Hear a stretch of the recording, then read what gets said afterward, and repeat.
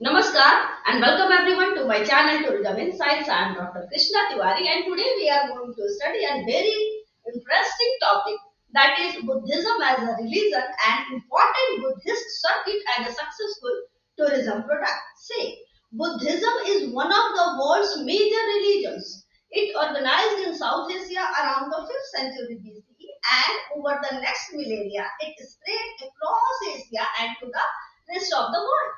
It is a 2500-year-old Indian religion and philosophy founded by Siddhartha Gautama the Buddha.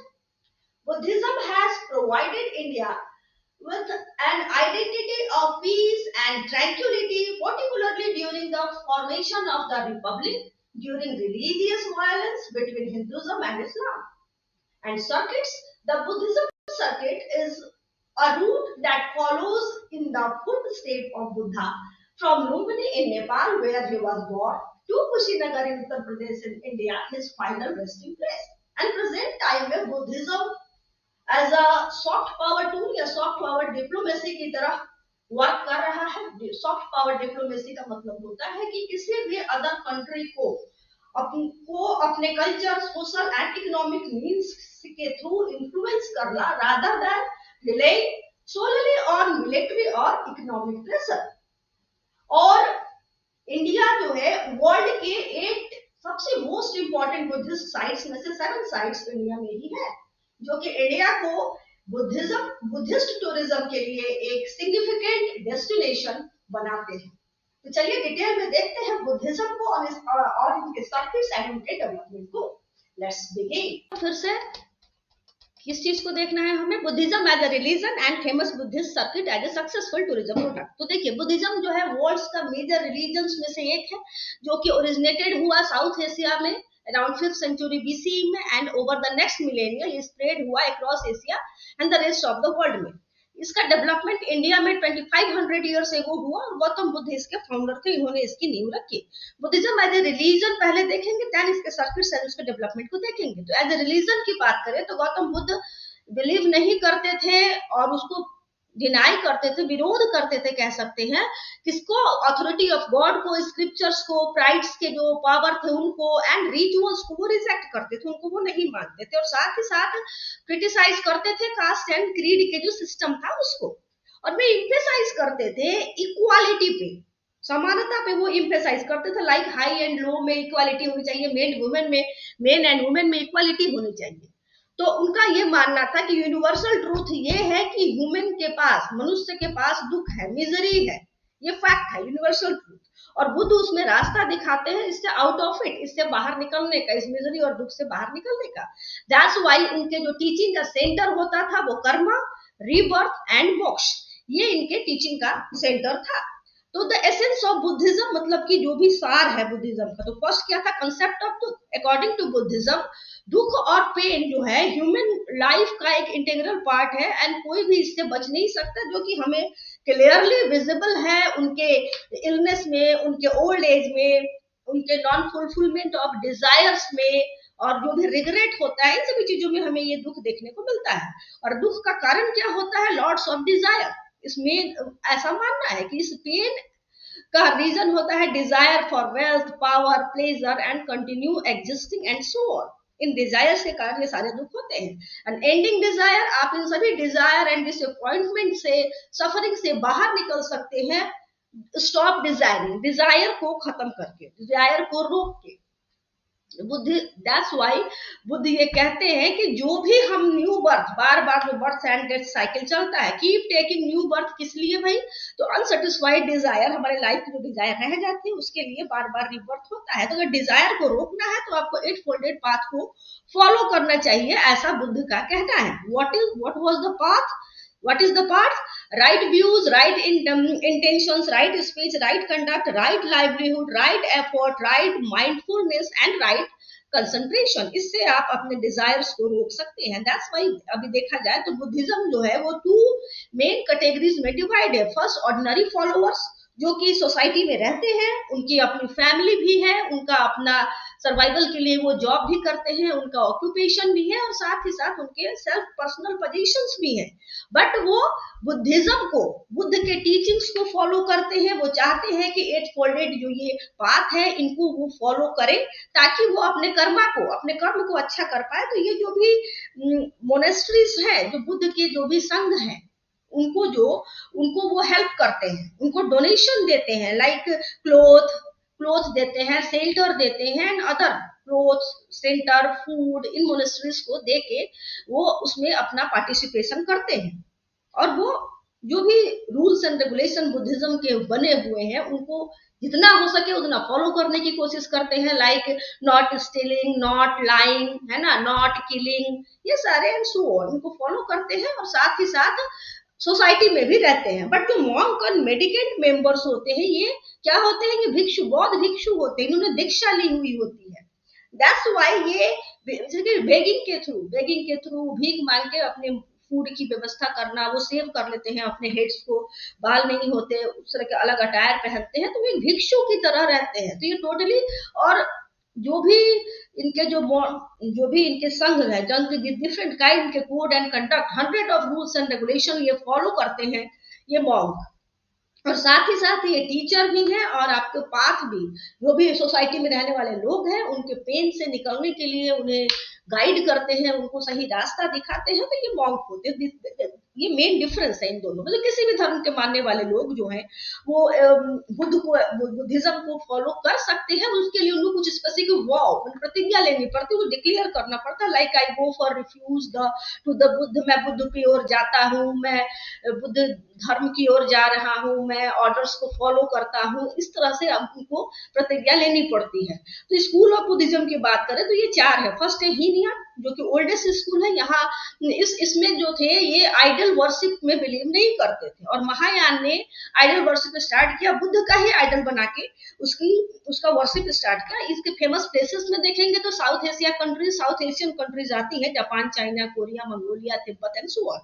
और अगर थेरवाद को देखें तो एम्फेसाइज करता है, अगर आपको इनलाइटमेंट चाहिए, थेरवाद को मानना है कि आपको ज्ञान चाहिए, इनलाइटमेंट चाहिए, तो आपको मोनेस्टिक लाइफस्टाइल और मेडिटेशन की ओर जाना चाहिए। ये कॉमन किन प्लेसेस पे है? Cambodia, Laos, Myanmar, Sri Lanka and Thailand. और वज्रयान, या इसको तांत्रिक बुद्धिज्म भी कहते हैं, ये कंसेप्ट बेस्ड है, जो भी हमारा सनातन और हिंदुज्म का जो तांत्रिक कल्ट है उस पे ये बेस्ड है। इसके फेमस गॉड जिसको ये पूजा करते हैं वो तथागत है, ये जो कि जातक कथाओं में अक्सर हमको पढ़ने को मिलता है। और north eastern region of India, Tibet, Nepal, Bhutan, Mongolia इसके मेन सेंटर है जहां पे वज्रयान को फॉलो किया जाता है। बुद्धिज्म सर्किट की बात कर तो बुद्धिज्म सर्किट क्या है? वो रूट जो कि फुट स्टेप ऑफ बुद्धा के फुट स्टेप को फॉलो करता है, उनके बर्थ से लेकर डेथ तक। तो बुद्धा के फुट स्टेप फ्रॉम लुम्बिनी, जहां पे इनका जन्म हुआ इनका, और टू सारनाथ एंड कुशीनगर, जहां पे उन्होंने फर्स्ट अपना उपदेश दिया एंड टीचिंग दी, एंड यहाँ इनका डेथ हुआ, परिनिर्वाण इन्हें मिला। तो इंपॉर्टेंट बुद्धिस्ट साइट्स की बात करें तो पहला आता है लुम्बिनी, नेपाल में है, जो birth place of Gautam Buddha. Uttar Pradesh के जो बुद्धिस्ट सर्किट है उसमें आप देख सकते हैं, ये 6 इंपॉर्टेंट सर्किट्स हैं, सारनाथ, कपिलवस्तु, कुशीनगर, है ना, और श्रावस्ती, कौशाम्बी, संकिसा, ये 6 मेजर सर्किट है उत्तर प्रदेश के। तो कपिल वस्तु में बुद्ध जो है ना का चाइल्डहुड यहाँ इन्होंने अपने चाइल्डहुड बिताया था, बचपन। बुद्ध जो है स्पेंड अर्ली ईयर सिद्धार्थ के रूप में as a prince, childhood and अपना टाइम यहाँ कपिल वस्तु में बिताया था। श्रावस्ती, यहाँ पे बहुत लंबे समय तक बुद्ध रहे थे, उन्होंने 24 रेनी सीजन यहाँ स्पेंड किया था। कुशीनगर की अगर बात करें तो गौतम बुद्ध ने परिनिर्वाण, मोक्ष कुशीनगर में ही इन्हें मिला था। सारनाथ में इन्होंने अपना फर्स्ट सरमन दिया था, एंड आफ्टर इनलाइटेनमेंट, ज्ञान प्राप्ति के बाद फर्स्ट टीचिंग सारनाथ में ही दी थी। और जहां उन्होंने फर्स्ट सरमन दिया था वहां ही किंग अशोक ने अशोका पिलर बनाया है। और कौशाम्बी की बात करें तो लॉर्ड बुद्ध यहाँ बहुत लंबे समय तक यहाँ पे रहे, और 6th and 9th ईयर्स अपने जो भी उनका टाइम पीरियड था उसका 6वें और 9वें साल में यहाँ पे रहे, और यहाँ से उन्होंने इनलाइटमेंट मिला, इन्हें यहाँ ज्ञान मिला। ठीक है ना। और संकिसा की बात करें तो ऐसा माना जाता है कि अपनी मदर को हेवन में जाके ज्ञान दिए बुद्ध, और वहां उसके बाद इन्हा संकिसा में यहाँ पे इनका फिर से ये यहाँ पे अवतरित हुआ, अगेन इनका बर्थ हुआ संकिसा में, तो ऐसा माना जाता है। अगर बिहार की बात करें तो बिहार भी बहुत इंपॉर्टेंट प्लेस है। यहाँ पे आपको मेन वैशाली, राजगीर एंड बोध गया ये भी टूरिस्ट का मेजर अट्रैक्शन है। गौतम बुद्ध ने यहाँ इनलाइटमेंट, यहाँ इन्हें ज्ञान प्राप्त हुआ था। और राजगीर, यहाँ पे बुद्ध रहे और यहाँ पे शिक्षा दिए। और यहाँ पे ये टू जो भी मोस्ट फेमस सरमन जो इनका पहला दो था वो राजगीर में ही इन्होंने दिया था, मतलब उपदेश। और वैशाली में गौतम बुद्ध ने लास्ट सरमन दिया था अपना। और डेवलपमेंट, इन सर्किट्स के डेवलपमेंट को देखें तो central has plan major infrastructure, Buddha circuit को पुश करने के लिए, इसे डेवलप करने के लिए मेजर इंफ्रास्ट्रक्चर को बनाया है, को इंफ्रास्ट्रक्चर बनाने के लिए, पुश करने के लिए इसे इनिशिएटिव लिया है कह सकते हैं। तो बुद्धिस्ट सर्किट प्रोजेक्ट जो है अनाउंस किया गया 2016 में, 2016 में। और जब तक प्रोजेक्ट में डिफरेंट काइंड के स्कीम्स इसमें ऐड किए गए, जिसमें कि अभी तक 343 करोड़ जो है सैंक्शन हो चुका है इस स्कीम के लिए। और under the ministry of tourism के फ्लैगशिप में स्वदेश दर्शन स्कीम जो कि 2014-15 में स्टार्ट हुआ, उसमें मल्टीपल प्रोजेक्ट इस सर्किट से, बुद्ध सर्किट से रिलेटेड इसमें इंक्लूड किए गए, जिसमें कि वो सारे स्कीम एंड डेवलपमेंट वर्क चल रहे हैं मध्य प्रदेश, बिहार, उत्तर प्रदेश, गुजरात एंड आंध्र प्रदेश में। और करेंटली अगर देखा जाए तो जितने भी बुद्धिस्ट साइट हैं, ये जो भी फॉरेन टूरिस्ट हैं उनका approximately 6% nation wide in site से हमें मिल रहा है।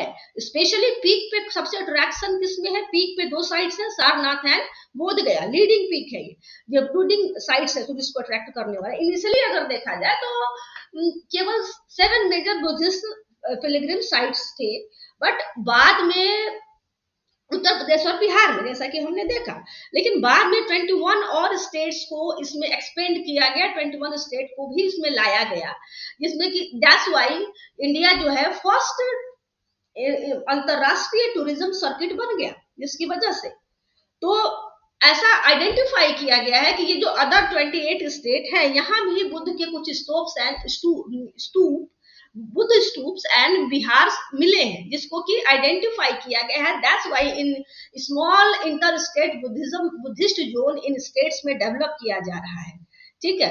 और स्टेट कवर कर रहा है, state now will be covered including कौन कौन से स्टेट में ये इसके डेवलप किया जा रहा है? Madhya Pradesh, Rajasthan, Kerala, West Bengal, Goa, Gujarat and Jammu and Kashmir, इन सब जगहों को भी इसमें ऐड कर दिया गया है बुद्धिस्ट सर्किट के भीतर। एंड बुद्धिस्ट सर्किट हैज 4, इसके 4 इंटरनेशनल एंड 2 डोमेस्टिक एयरपोर्ट है, और 2 और ऐसे एयरपोर्ट हैं जो कि पाइपलाइन में है, बनाए जा रहे हैं, वो काम चल रहा है। इसके अलावा उड़ान स्कीम के भीतर और भी प्लान ये है कि हेलीकॉप्टर सर्विस को डेवलप किया जाए ताकि इंटरनेशनल कनेक्टिविटी को इंप्रूव किया जा सके। तो जो फर्स्ट ग्लोबल समिट था, Buddhism first global summit, new Delhi में 20 एंड 21 अप्रैल 2023 में हुआ था। इसमें फोकस किस पे किया गया था? रिस्पॉन्स टू कंटेम्परेरी, जो अभी के समसामयिक, जो प्रेजेंट टाइम के जो चैलेंजेस हैं, फिलॉसफी टू प्रैक्टिस, इस पे एम्फेसाइज किया गया था। एंड जो सेकंड ग्लोबल बुद्धिस्ट समिट है, जो कि न्यू दिल्ली में भारत मंडपम में इसी ईयर में 24 एंड 25 जनवरी 2026 में ऑर्गेनाइज किया गया था ministry of culture and international Buddhist confederation के द्वारा। ये मेजर इवेंट, ये बहुत ही मेजर और बहुत ही ब्रॉड इवेंट था, जिन्होंने जितने भी इंपॉर्टेंट बुद्धिस्ट लीडर है सब इसमें पार्टिसिपेट किए थे, अलॉन्ग दलाई लामा भी। एंड पर्टिकुलर इसमें थीम क्या था इसका?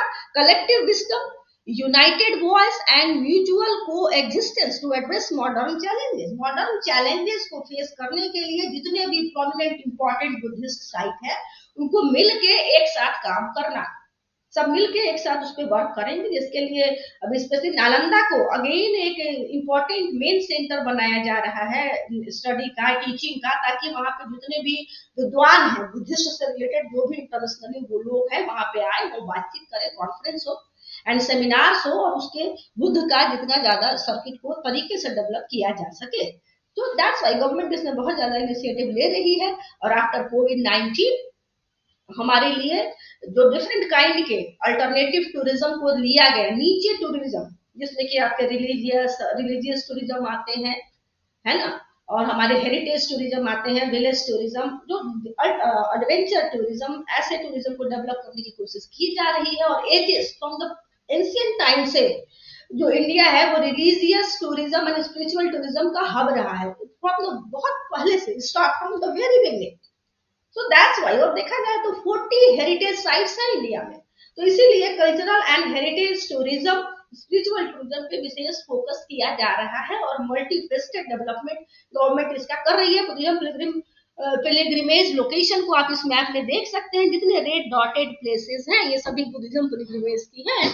इसमें आपको देख सकते हैं उत्तर प्रदेश एंड बिहार ये डोमिनेट कर रहा है, ये नेपाल है। और यहाँ पे देखिए आंध्र प्रदेश, मध्य प्रदेश, सांची मध्य प्रदेश एंड ये जनता महाराष्ट्र, इन सभी जगहों को भी और अभी कश्मीर को भी ऐड कर लिया गया है। That's all for today. I hope आप लोग को समझ में आया होगा। Please write down in the comment box. कुछ भी समझ में नहीं आया हो तो see you in the next video with a new lesson. Till then take care, do subscribe, like and share. Thank you so